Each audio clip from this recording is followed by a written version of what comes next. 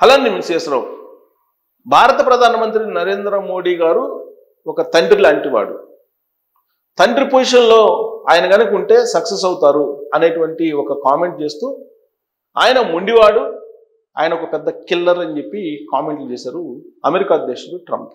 ఎక్కడ చేశారు అని అంటే దక్షిణ కొరియాలో ఆసియా పసిఫిక్ ఆర్థిక సదస్సు జరుగుతుంటే దానికి అటెండ్ అయ్యారు ట్రంప్. ఆ వేదిక మీద నుంచి ఆయన చేసినటువంటి కామెంట్ అది. ప్రస్తుతం భారతదేశానికి అలాగే అమెరికాకి మధ్య వాణిజ్యపరమైనటువంటి సంబంధాలు మళ్ళీ యథాస్థితికి రాబోతున్నాయి. వాణిజ్యపరమైన సంబంధాల్లో ఇప్పుడు ఒప్పందాలు కుదరబోతూ ఉన్నాయి. ఇప్పటి వరకు 50% దిగుమతి సుంకాలు అలాగే 20% దానికి అదనంగా రుసుము వేశాడు ట్రంప్. కానీ ఇప్పుడు ఒక మెట్టు దిగి భారతదేశంతో మళ్ళీ వాణిజ్య ఒప్పందాలను కుదుర్చుకుంటున్నారు ట్రంప్.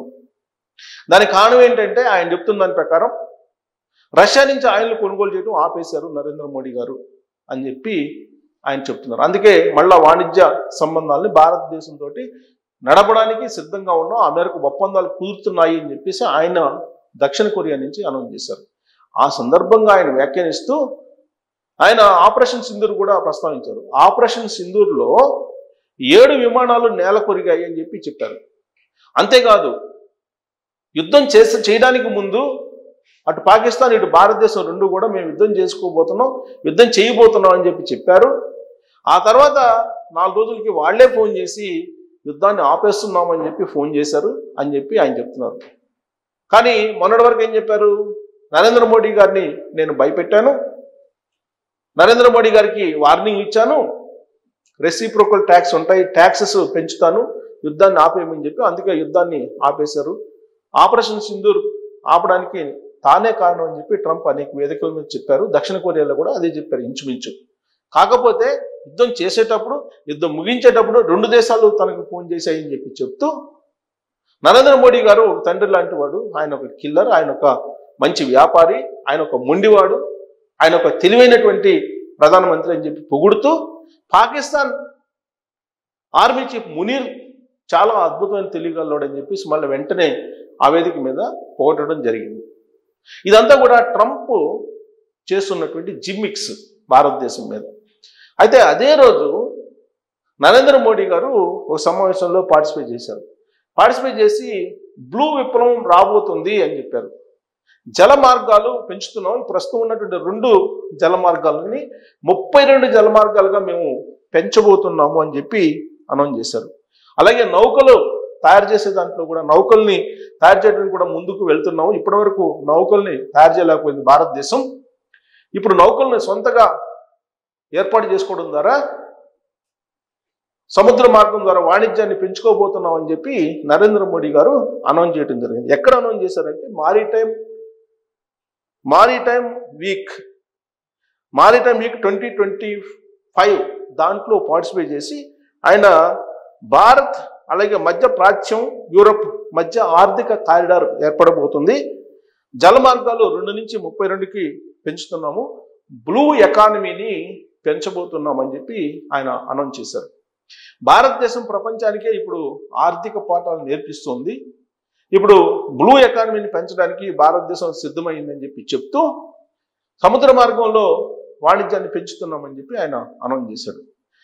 అదే సమయంలో రష్యా నుంచి ఇండియాకి వస్తున్నటువంటి దాదాపు 7 లక్షల బ్యారెళ్ల చమురుతోటి ఒక నౌకను మార్గ మధ్యంలోనే ఆపేశారు. అది రష్యాలో స్టార్ట్ అయింది. ప్రైమోర్స్కీ అనేటువంటి ఓడరేవు నుంచి అక్కడ పోర్ట్ నుంచి బయలుదేరింది. 7.3 అంటే 7,30,000 బ్యారెళ్ల చమురుతోటి బయలుదేరినటువంటి ఆ నౌకను దాని పేరు ద ప్యూరియా నౌక అంటారు. దాని పేరు ద ప్యూరియా. దాన్ని రష్యా నుంచి బయలుదేరిన దాన్ని మధ్యలోనే ఆపేసి వెనక్కి పంపించారు అమెరికా ఒత్తిళ్ల కారణంగా. అంటే రష్యా నుంచి ఆయిల్ని దిగుమతి చేసుకోవడానికి భారతదేశానికి అనుమతి లేకుండా చేస్తూ ఉంది. యాక్చువల్గా ఐఓసి ఇండియన్ ఆయిల్ కార్పొరేషన్ అలాగే మిట్టల్ ఎనర్జీ ఈ 2 సంయుక్తంగా ఈ 7,30,000 గ్యాలన్ల నౌకని ఇక్కడికి ఇండియాకి తీసుకొచ్చే ప్రయత్నం చేస్తున్నారు. అక్కడ ఉండే కంపెనీ నుంచి ఇక్కడికి ఆయిల్ని దిగుమతి చేసుకోవడానికి. కానీ ఆ దిగుమతికి ఒప్పుకోలేదు. సో రష్యా నుంచి ఆయిల్ దిగుమతి తగ్గిపోతుంది భారతదేశానికి. అమెరికా నుంచి ఆయిల్ దిగుమతి చేసుకునేటువంటి ప్రయత్నం ఇప్పుడు చేస్తుంది భారత ప్రభుత్వం. యాక్చువల్గా భారతదేశం ఇప్పుడు గత ఏడాది తీసుకుంటే 3 లక్షల బ్యారెల్ల చమురుని అమెరికా నుంచి ఈ మంత్లో దిగుమతి చేసుకుంది. కానీ ఈసారి 5 లక్షల బ్యారెళ్ళు చమురుని దిగుమతి చేసుకోవడానికి సిద్ధమైంది. అంటే అమెరికా నుంచి దిగుమతులను పెంచుతూ ఉన్నారు, రష్యా నుంచి దిగుమతులు తగ్గిపోతూ ఉన్నాయి. ఇప్పటి వరకు దాదాపు 1,00,000 కోట్లకు పైగా భారత ప్రభుత్వం లబ్ధి పొందింది రష్యా చమురు కొనుగోలు చేసిన కారణంగా అనేది కెప్లర్ డేటా చెప్తోంది. కెప్లర్ డేటా ఏంటి?